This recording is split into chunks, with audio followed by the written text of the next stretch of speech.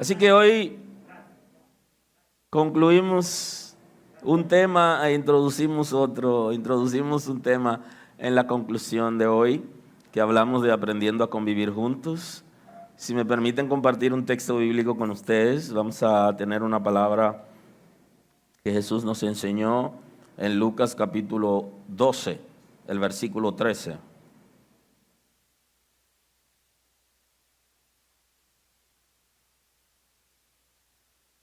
Así dice el texto sagrado en el día de hoy, en el Evangelio según San Lucas capítulo 12, versículo 13, leemos en el nombre de Jesús.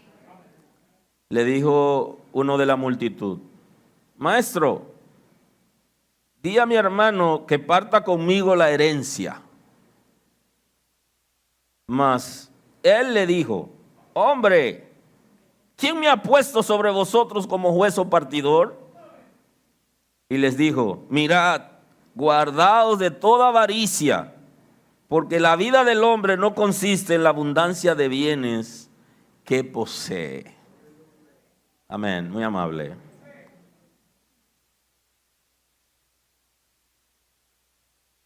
Bendito es el nombre del Señor. Así que hoy nos adentramos a concluir la predicación de la disciplina. Hemos estado hablando de la disciplina y hemos analizado varios conceptos. En la última parte vimos 3 elementos y analizamos 2 y quedamos en el de hoy. Vimos 3 elementos en la última parte, que es aprender a hacer, que los padres tienen una responsabilidad de guiar a sus hijos para que tengan identidad. Y hablamos de la identidad con doble referente: Cristo como referente y los padres como referente. Y hablamos también de enseñar a los hijos a aprender a hacer, a administrar, capacitarlo para que puedan hacer cosas, para que aprendan a dirigir la familia, a ser esposo, a criar a los hijos, a ser esposa, a que puedan en la vida, cuando ya los padres no están, a administrar las cosas que reciben de los padres. Porque a veces los padres quieren que los hijos administren la empresa, el negocio o los recursos que le han dejado después de un trabajo honesto. Y entonces no lo enseñan porque no tienen confianza. Y hay un principio que aprendí de Jesús, que se puede delegar, que Cristo fue capaz de comprar la iglesia a precio de sangre y ponerle en la mano de los apóstoles e irse. Aleluya. Ir a la cruz y derramar su vida, comprar una iglesia y decirle a los apóstoles: tengan, administrenla. Y nosotros no somos capaces de que nuestros hijos sean coadministradores con nosotros de las cosas que Dios nos ha entregado. Inclusive le ocultamos cosas a ellos y queremos que ellos, cuando nosotros no estemos, lo hagan bien. Pero si no se lo enseñas, ¿cómo lo va a aprender? Libérate, aprende a confiar. Dios te dio tus hijos, edúcalo, fórmalo y atrévete. Es mejor, y ese es un principio que aprendí en el ministerio, es mejor que la persona que me va a sustituir a mí, yo lúcido, lo vea trabajar y que le pueda decir dónde debe mejorar, que se arme un rebú en un momento, cuando ya uno no está. Es diferente. Es bueno cuando usted enseña a sus hijos, cuando en el ministerio nosotros podemos formar gente para que hagan las cosas y estar tranquilos donde estemos, porque ellos la están haciendo bien, porque el Espíritu de Dios lo va a guiar. Enseñe a sus hijos para que ellos aprendan a hacer cosas. El tercer elemento, el que vamos a ver hoy, es aprender a convivir juntos, que es un trabajo que tenemos que hacer con propósito en la disciplina. Que nuestros hijos aprendan a convivir junto con la sociedad, con sus hermanos, que aprendan a convivir junto con todos, con familiares y no familiares, con gente que tiene buen comportamiento y que tiene mal comportamiento. Tenemos que aprender a ser manso como Jesús nos ha enseñado. Es un principio muy importante en la que nosotros como padres, y una responsabilidad como creyentes y como iglesia, que nosotros aprendamos a convivir juntos. Que los conflictos que se den en familia, que se den en la congregación, que se den en los negocios, con los compañeros, con los socios, nuestros hijos estén en capacidad de responder de manera apropiada. Y eso, muchos de ellos lo van a aprender de nosotros. Y muchos de nosotros no somos tan pacientes. No somos como dados a escuchar y tardo en responder, sino que somos al revés. Tenemos que enseñarlo, en términos general, a convivir juntos. Ya cerrando hoy la disciplina, en conclusión, en términos prácticos, usted se da cuenta que una persona está disciplinado de la siguiente manera. Y quiero que, de la misma manera que cuando la esposa está elegante, se ve bien, uno termina piropeando al esposo porque dice: ese hombre trata bien a esa mujer, mira cómo se ve. Así, cuando un muchacho es disciplinado, terminan elogiando a los padres. ¿Qué padre tiene? De ahí que hay una mujer que piropeó a Jesús y le dice: bendito los senos que mamaste. O sea, es una expresión que le quiere decir: bendita la mamá tuya, bendito del hogar de donde vienes. Eso es sumamente importante, ver la formación de la gente. La disciplina en términos prácticos es orden. Una persona que ha sido disciplinada, bien disciplinada en su casa, es ordenado, es limpio, tiene las cosas en orden. La persona que vive en suciedad y que viven siempre en situaciones, y usted lo ve, gente que tienen recursos, gente educada, y usted lo ve con una vida extraña. Tienen de todo, pero hace falta disciplina. Tiene que ver con orden, limpieza, respeto. Un muchacho disciplinado, una persona disciplinada habla bien, respeta a la autoridad, a las personas mayores. Se nota cuando conversa que es una persona disciplinada. Él tiende a ser respetuoso de la autoridad. Sabe vestir, una persona disciplinada sabe vestir dependiendo la ocasión. No se aparece vestido con un color desatinado en un momento de dolor o de tristeza. No se aparece en la iglesia con la ropa que se pone para dormir o para estar en la casa. Cuando va a recibir a alguien sabe cómo recibirlo. Cuando va a una entrevista de trabajo sabe cómo ir. No va a conquistar en el trabajo que está solicitando con sus atributos físicos, sino con sus atributos intelectuales. Va bien vestido, bien presentado, pero tiene un norte. El que está disciplinado se ve de lejos. Buen manejo del lenguaje, sabe cómo responder a cada quien. Una persona disciplinada sabe responder. Le sabe responder al adulto, al más anciano, le sabe responder a la juventud, sabe responder. Eso es sumamente importante. Una persona disciplinada es íntegro. Es una persona que guarda principios. Es una persona que sabe administrar sus finanzas. Una persona que no sabe administrar sus finanzas, no está bien disciplinado. Le debe a todo el mundo. A todo, cogen prestados sin necesidad de tener, de hacer préstamos, porque ya entran en un trastorno, o sea, no están disciplinados. El dinero del mes lo consumen en una semana. No saben manejar presupuesto. Son carga para las otras personas. Una persona que está disciplinada y que sabe convivir juntos y que administra bien su finanza, sabe que no puede ir recostado. Hay gente que se recuestan sobre los otros. A ellos siempre hay que pagarle la factura. A ellos siempre hay que cubrirle la parte cuando hacen un serrucho. Ellos nunca pueden cooperar. En la casa se recuestan de la hermana, del hermano para que cumpla su responsabilidad. La mamá termina cubriendo la falta frente al papá. Déjame ayudar a este muchacho para que cuando venga el papá no pase vergüenza. Eso pasa, lo van cubriendo y terminan ellos recostándose de todo el mundo. No aprenden a compartir, a asumir responsabilidades. Los hijos hay que criarlos con carácter. Y hay negociaciones que no se hacen. Y es una vergüenza para un padre, para una madre, que su hijo, que su hija siempre vaya recotado de los otros. No sabe convivir juntos. Y que su responsabilidad y su tarea tenga que hacerse la otra gente. Y que no sepa que él debe asumir una responsabilidad y que nunca nadie tiene que cubrirle la parte de él. Nunca nadie debe cubrir su parte.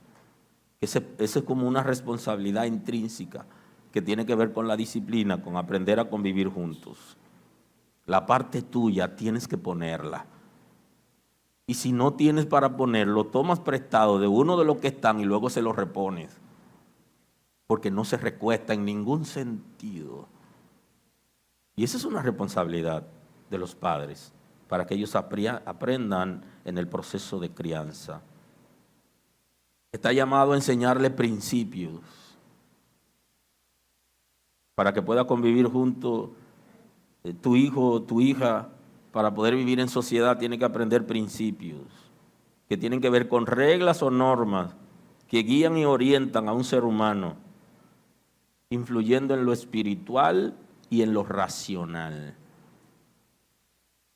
Tiene que ver con principios, formándolo espiritualmente. El que no es creyente no conoce a Dios, no conoce la palabra de Dios, pero puede disciplinar a sus hijos porque hay reglas establecidas y hay principios de la moralidad y hay normas de la convivencia pacífica y hay un Estado de Derecho que tiene establecido reglas en una nación, en un estado.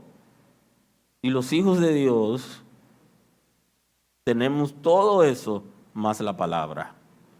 Entonces tenemos la responsabilidad de instruir a nuestros hijos en principios que puedan influir en ellos, en lo espiritual y en lo racional.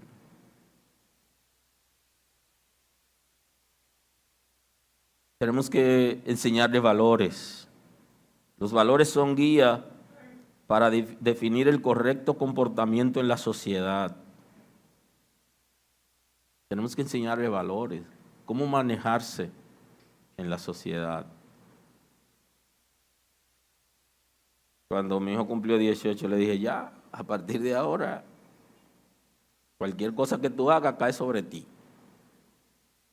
Y tú tienes cédula. Tú tienes que enfrentarte a una realidad social, de normas, que tú respondes por ti. Yo respondo en una parte por él mientras viva conmigo. Pero ya cumplió 18. Para la responsabilidad de nosotros es educarlo para que sean capaces de vivir en sociedad. Los valores tienen que ver con comportamiento relacionado con el bien y el mal. Tiene que haber una señal visible de lo que es aceptable y de lo que no es aceptable. Y lo que no es aceptable yo no debo aceptarlo, ni decirle que es pasable, no lo es. Lo malo está mal y el concepto de maldad desde el punto de vista de la Escritura es mucho más estricto que desde el punto de vista social. Pero hay cosas que están mal desde el punto de vista de la normativa jurídica, hay cosas que están mal desde el punto de vista de un comportamiento de un empleado, del trato a un hermano, a una hermana, de un comportamiento social, y hay cosas que están mal delante de Dios, que el concepto en la Sagrada Escritura es pecado.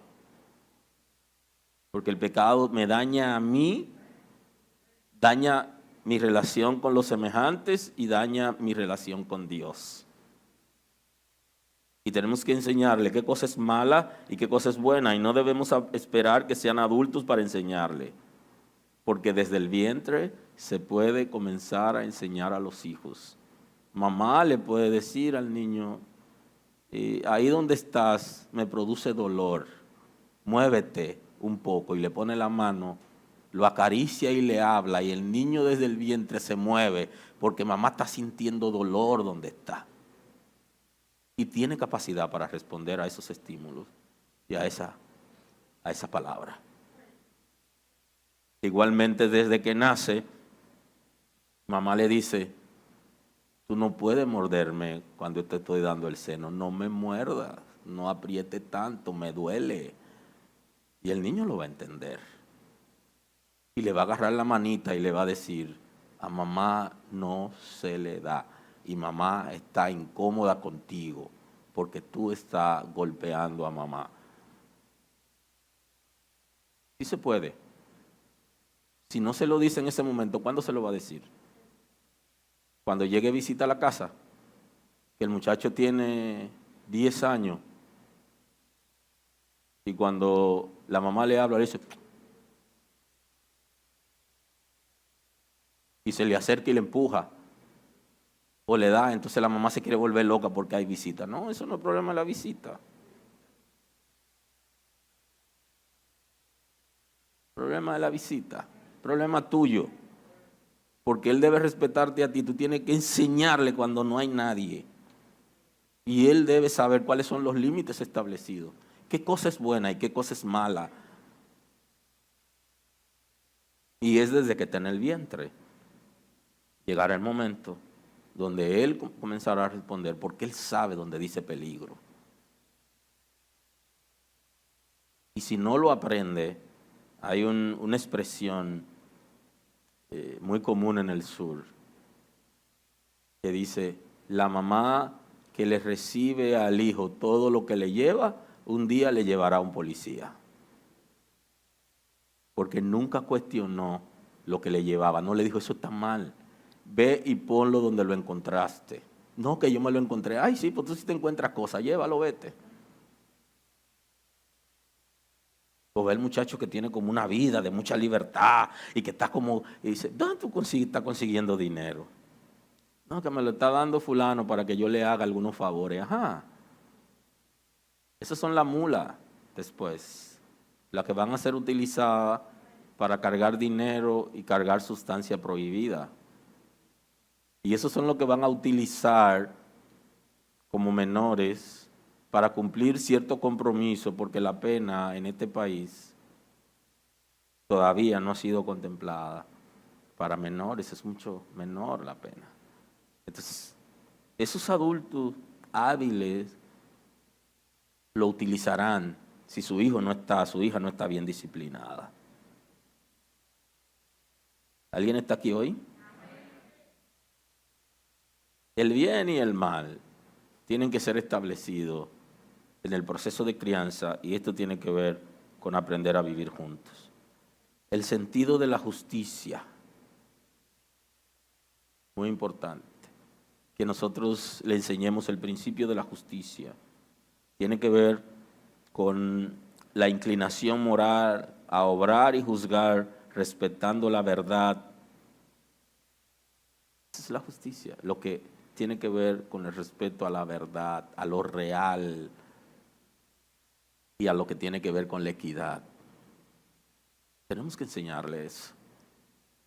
Que aunque ellos en un momento determinado actúen de manera incorrecta, ellos sepan que no están obrando en justicia.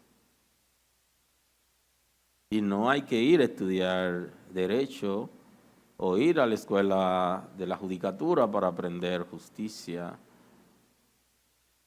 Hay que aprenderlo en la casa, a ser justo.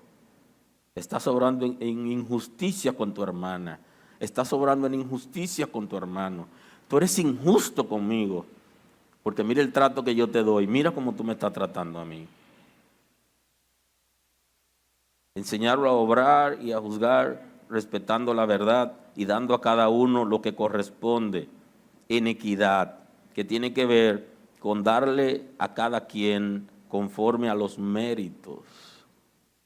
Y por eso es que cuando tienen posiciones de importancia en el área administrativa, en empresas públicas y privadas, favorecen a personas que son incapaces porque obran en injusticia, no en justicia. Y por eso se caen cosas.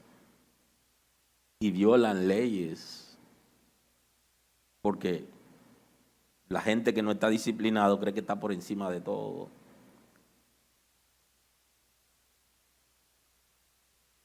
Cuidar a nuestros hijos para que ellos puedan aprender a aportarse en una sociedad debe ser nuestro norte. Si usted lo deja y no lo disciplina, usted no lo cuida, porque ellos van a actuar libremente sin norte. Y ninguna persona que asume una responsabilidad en la vida la va a asumir de manera correcta si no le dicen qué debe hacer. Por eso los puestos, hay lo que se llama la descripción de puesto, donde la gente sabe cuáles son sus responsabilidades, cuáles son sus límites, qué le toca a otra gente. Eso es sumamente importante. Dice algo importante Jesús en una conversación con una persona que lo interrumpe en un discurso. Él no se concentra mientras Jesús está dando un discurso y lo interrumpe. Interrumpe a Jesús y le grita de lejos: ¡Maestro, tengo un problema! Mientras Jesús está dando la palabra para que la gente pueda reaccionar frente a una relación con Dios, él interrumpe, inquieto, porque está viviendo una situación que no lo deja concentrarse. Tiene un problema familiar. Maestro, di a mi hermano que parta conmigo la herencia. Es un problema serio que se vive en la sociedad y que hasta en la iglesia se vive. Uno que se hace pasar por el más inteligente, por el más astuto, el más vivo, y ese quiere adueñarse de todo lo que hay en la familia y no quiere partir. Y tienen todas las estrategias del mundo. Todas las estrategias del mundo. Se mudan en la casa y en vez de comprar o rentar, se mudan en la casa que es de todos.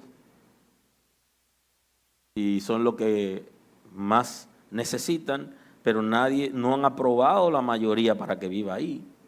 No se la cedieron, sino que se queda en ella estratégicamente, o toma la propiedad, la finca, lo que fuere, o el negocio,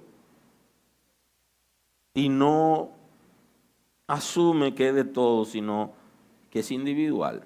No quieren partir la herencia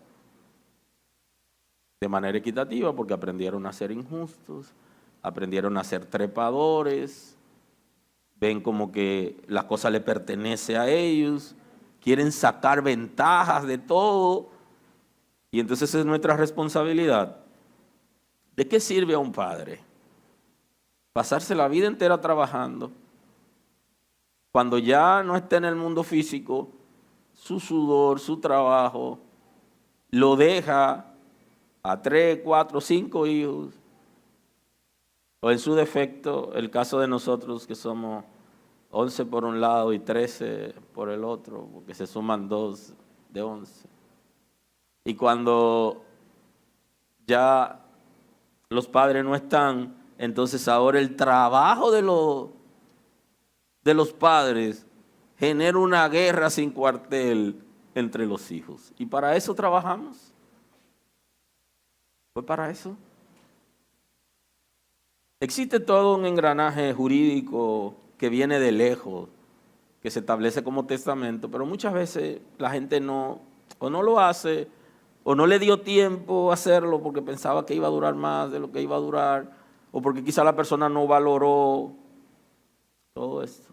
Pero independientemente de eso, hay que educar a nuestros hijos para que ellos sepan que todo es de todos y que deben compartirlo de manera equitativa. Y usted dice, wow, y en el tiempo de Cristo ya habían hermanos que eran tan hábiles que se adueñaban de la propiedad. Sí, eso ha existido todo el tiempo, que en el grupo de los hermanos hay uno que quiere adueñarse del trabajo de sus padres. Entonces Jesús lo llama la atención. Mas él le dijo, hombre, ¿quién te ha puesto ¿quién me ha puesto sobre vosotros como juez o partidor? Le dice, deberías ir a las instancias establecidas, porque yo no soy el juez, yo no soy el partidor, yo no soy el que esté en autoridad para establecer esa normativa y partir los bienes. Tú deberías ir a las instancias establecidas. Pero ¿qué significa que los bienes que usted deja a sus hijos, ellos tengan que ir a la justicia? Perdónenme los abogados que están aquí, ¿verdad? Porque todo el mundo tiene derecho a un abogado y los abogados también tienen derecho a trabajar dignamente y comer y vivir y sostener su familia. Pero ¿qué necesidad hay de que ustedes de manera individual se busquen abogados para que representen sus intereses en unos bienes que se pueden partir en familia sin dificultades? ¿Qué significa eso? Que van a recibir menos, porque cada abogado hay que darle una parte. ¿Alguien está aquí hoy? Entonces, ¿por qué no enseñar a nuestros hijos acerca de lo que cuesta para nosotros tener algo, el trabajo, el sacrificio? ¿Cómo se enferma la gente en un empleo? ¿Cómo mucha gente, dejando de tener una vida con cierta estabilidad y libertad, cría a sus hijos con sacrificio y quiere que ellos reciban algo? Y entonces al final esto sirva de daños para ellos. Porque uno de los puntos importantes que tenemos que considerar en aprendiendo a convivir juntos es enseñarle desde pequeño, tuyo es la mitad de eso, y dale la mitad a tu hermana, dale la mitad a tu hermano. Y enseñar al mayor igual al menor a que aprendan a compartir. Eso es de los dos. Y que el rebú comience y el pleito comience delante de nosotros. Porque cuando niño vi mucha gente cortado en el momento que le decían, esa caña para los dos. Y entonces el que iba a cortar la caña, alaba la caña en el momento de cortarla para cortar más. Y entonces ahí cortaba la otra persona sin querer. Pero el alar la caña es para los dos y ya se sabe dónde está la mitad. La mitad no está allá, la mitad está ahí, entonces vamos a cortar ahí. Vamos a enseñarle ahora a compartir para que después no vivamos esta experiencia. Y entonces Jesús aprovecha para enseñarle un principio. Les dijo, mirad, guardaos de toda avaricia, porque la vida del hombre no consiste en la abundancia de los bienes que posee. Y entonces aquí Jesús está tratando de que la gente, sus seguidores, sus discípulos, los apóstoles, la gente que estaba en la multitud, entiende el concepto. Que lo que estaba pasando en ese momento con esa persona es un asunto de avaricia. Y entonces los ávaros son los que quieren tener lo de ellos y los de los demás. Son ávaros. Y entonces le dice, no depende la vida del hombre de la abundancia de bienes que posee. Inclusive la misma escritura dice que no es de pan solamente que va a vivir el hombre. Porque el pan, el alimento físico, solo sostiene el cuerpo físico. Y necesita algo más que alimento físico. Necesita la palabra de Dios. Necesita principios morales para aprender a que su vida no depende de que sea rico. Y no andamos con maldad persiguiendo a los que son ricos, porque hay mucha gente que se ha hecho rico de manera apropiada y no hay ninguna necesidad de menospreciarlos.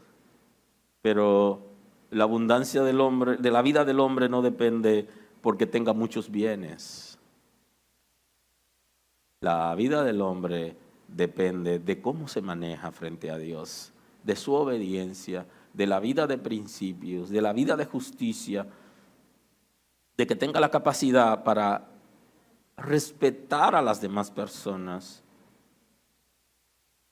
Bendito es el nombre del Señor.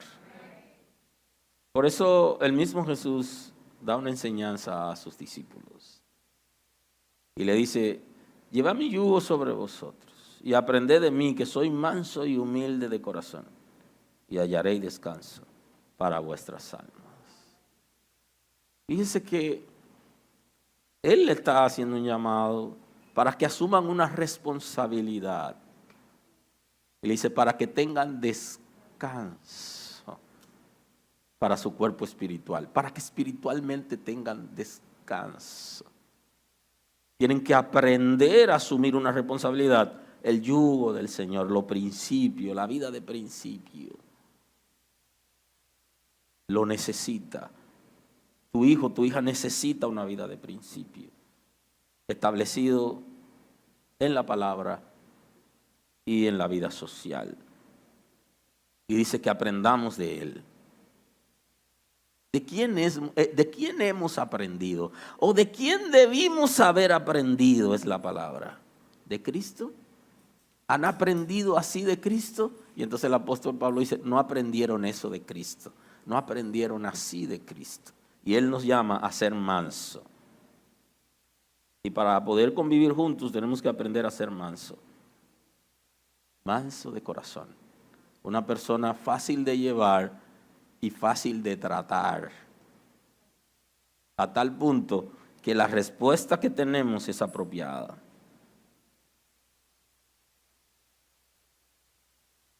Dice justamente Salomón que la blanda respuesta quita la ira, mas la palabra áspera hace subir el furor. La persona mansa no anda en busca de pleito. Pero hay gente que tienen un lenguaje hostil, y de ahí es que dice la vecina, dice: el que me busca me encuentra. Y lo que está diciendo es que lo que sea que el otro quiera, eso van a hacer. Si aprendemos de Jesús a ser manso y humilde, cuando venga alguien dispuesto a pelear, nosotros no estamos en pleito. Si usted no está en pleito, la respuesta suya va a ser diferente. ¿Y qué dice la palabra en Proverbios? ¿Qué dice Salomón en el capítulo 15, el versículo 1? La blanda respuesta quita la ira, mas la palabra áspera hace subir el furor. O sea, el que es pacífico tiene capacidad para responder al que es violento y le apaga el fuego, le apaga el ánimo. Cuando viene a pelear, va a pelear con otra persona, no contigo. Ahora, si tú quieres pleito, tú sabes cómo pelear.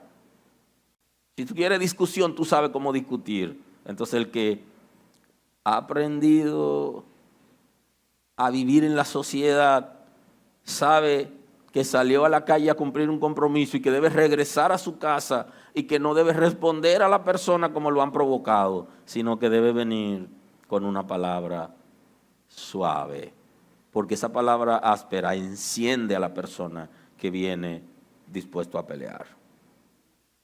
La lengua de los sabios adornará la sabiduría, mas la boca de los necios hablará sandeces. ¿Qué está diciendo el sabio Salomón?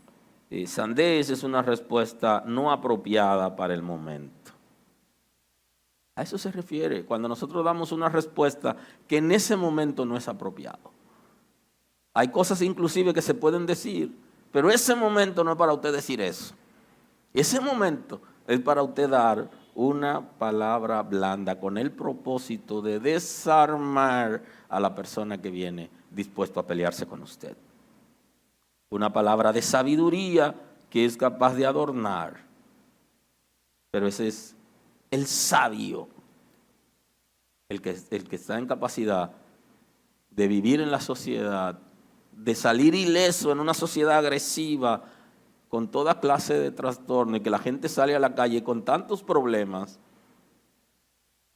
que lo menos que quieren alguna gente es vivir y son capaces de hacer lo que sea en un momento porque no tienen mínimo respeto ni siquiera por su propia vida. Entonces nosotros tenemos que estar en capacidad de eso. Conducir un vehículo de motor en la calle, en la ciudad de Santo Domingo, hay que tener valor. Hay que atreverse a no responder a la gente como quiere. Hay que ser muy prudente para no encontrarse en un problema, en un ligero accidente o en cualquier situación que se presente en la calle. La gente anda dispuesto a lo que sea y no hay ni que hablar cuando uno mira a la persona, toda la seña que le hacen. Lo provocan para que entonces usted le caiga atrás. Entonces usted tiene que estar en capacidad de vivir en esta sociedad hostil, agresiva, y que la gente tiene problemas en su casa, tienen problemas, inclusive algunos están desempleados y no saben cómo afrontar, cómo vivir esa situación, o tienen problemas con la esposa en la casa, con los hijos a veces, o tienen alguna situación en el trabajo y están dispuestos a lo que pasare. Le ha ido mal en el negocio posiblemente, o tienen alguna condición emocional. Tenemos que ser capaces de vivir en esta sociedad y esa responsabilidad es de nosotros. No es solo enseñarle a tomar el guía y salir a las calles, más que eso, aprender a vivir en una sociedad con pecado, con tristeza, con dolor, con angustia, con necesidades, con gente que no valoran ni su propia vida. Tenemos que abrir los ojos de nuestros hijos para que ellos sobrevivan más allá al área de la familia, cuando ellos salgan de nuestro entorno o cuando nosotros ya no estemos en el mundo, que ellos sean capaces de sobrevivir. Y es una responsabilidad que tiene que estar planificada. Planificada. Ahora hay algo interesante. ¿Cómo va a responder su hijo en la calle cuando tenga la oportunidad de salir solo de la misma manera que usted le enseñó a responder cuando andaba con usted? Y hay gente en las iglesias que dicen cosas y ya se enseña que es mejor que usted no se imagine. Y se le olvida que el hijo, que la hija va ahí. La esposa a veces hasta se avergüenza y se siente vergüenza ajena. Y le dice, pero mi amor, por favor. Y si le dicen algo de Cristo, ya usted sabe. Por eso al hermano que andaba a alta velocidad, la esposa le dice, mi amor, pero somos hijos de Dios, ¿cómo tú andas así en la calle? Tú no puedes andar tan rápido. Y entonces él le contestó con la Biblia. Él le dijo, el ángel de Jehová acampa alrededor de aquellos que temen a Jehová y los defiende también. Y entonces la esposa le dijo, mi amor, tú no dejaste que el ángel de Jehová se monte. Tú saliste demasiado rápido. Dale chance a que el ángel de Jehová se monte con nosotros. Porque si no, él no nos va a cuidar porque él no se montó con nosotros. Bendito es el nombre del Señor. Si somos capaces de dar el ejemplo a nuestros hijos, de convivir juntos, ellos van a responder de la misma manera. Así es que se responde. Así respondería a papá. Así respondería a mi mamá. No puedo desaprovechar esa oportunidad de responderle por lo que me hizo como él respondería. Bendito es el nombre del Señor. Y esto tiene que ver justamente con convivir juntos en esta conclusión de introducción. Hay un punto importante que sí, también ya concluyendo hoy, no puedo dejar de mencionarle este puntito. Y es que en nuestra sociedad, a los varones tienen que enseñarnos a convivir junto con las hembras. Los hombres tenemos que aprender a convivir junto con las mujeres. Ese punto es sumamente importante. ¿Qué dice Salomón? Salomón dice en el capítulo 6, el versículo 28, él dice lo siguiente. Y quiero tomar ese texto para hacer el comentario ya en el ocaso de la predicación de hoy. Dice, ¿andará el hombre sobre brasas sin que sus pies se quemen? Así es el que se llega a la mujer de su prójimo, no quedará impune ninguno que la tocare. Fíjese que la Escritura está tratando de enseñarnos el trato hacia las mujeres, que es un trato difícil del hombre, como aprender a respetar, y se comienza respetando a las hermanas en la casa, respetando a la compañera de trabajo, respetando a la familia, y termina respetando en términos generales a la sociedad, guiados por los principios que la palabra de Dios nos enseña. Un varón no podrá aprender a convivir juntos si no es capaz de respetar a las mujeres. Comenzando por mamá, las hermanas, y terminará respetando a su propia esposa. Y que para aprender a convivir juntos tenemos que ver un ángulo mucho más amplio, en términos espiritual y en términos social. Ya concluyendo esta mañana, les comento que le he comentado antes acerca de una ley que se conoce como el 70-30, que es el concepto de que yo aprendo más de lo que veo que hace la gente, refiriéndome a papá, mucho más de lo que hace la gente que lo que la gente dice. Entonces, en el proceso de disciplina, hablamos aquí en una de las predicaciones de la autodisciplina. O sea, yo estoy llamado a autodisciplinarme con la Escritura para poder disciplinar a otro. Entonces aquí, en el concepto de 70-30, es que si yo no puedo enseñarle a mis hijos a ser disciplinados con ejemplo, tampoco se lo podré enseñar con palabras. Porque en términos general, si yo soy indisciplinado, primero no tengo autoridad para enseñar disciplina, y segundo, nadie me va a hacer caso, porque por mucho que yo quiera, la gente solo va a practicar. Y hablo de los hijos con relación a los padres, el 30% y el otro 70% no lo va a poder poner en práctica. Entonces es mejor autodisciplinarnos antes de disciplinar a otra persona. Y la autodisciplina, ya vimos el concepto, Pablo habla de que no golpeaba al aire, sino que ponía su cuerpo, lo sometía a su cuerpo, que es el concepto de someter su voluntad a Dios. Un principio interesante es cuando nosotros sabemos que sí podemos hacer algo, pero aquello que queremos hacer a Dios no agrada. Entonces, como sabemos que a Dios no agrada lo que vamos a hacer, lo que queremos hacer y lo que podemos hacer, entonces decimos, yo no lo voy a hacer, Dios me dará la fuerza para que yo no lo haga, porque a Dios no le agrada. Y esa es una manera para comenzar la autodisciplina.